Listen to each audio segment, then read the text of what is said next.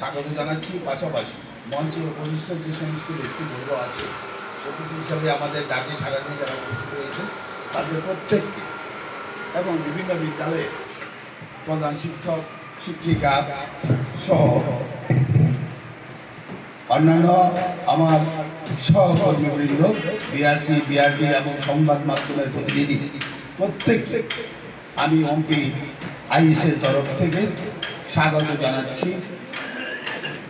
স্বাগত জানিয়ে খুব সংক্ষেপে দু একটি কথা বলার চেষ্টা করব, কারণ আমরা হয়তো অনেকটা পিছিয়ে পড়েছি, হয়তো বাকি দুর্যোগের একটা কারণ হতে পারে।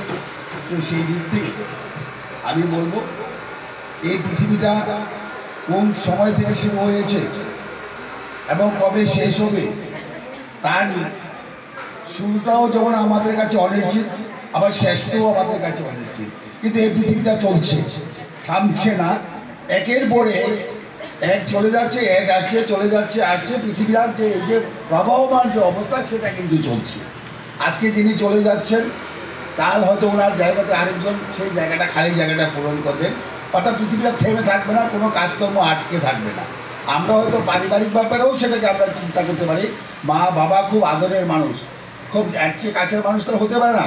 কিন্তু মা মারা গেলেন, ঠিক আছে, বাবা তো আছে, বাবা মারা গেলেন, ঠিক আছে, বড় ভাই তো আছে। অর্থাৎ ক্রমান্বয়ে আমাদের সেই দায়িত্বটা পরপর বর্তায়। অর্থাৎ তাদের উপর আমরা ডিপেন্ডেন্ট হয়ে পড়ি।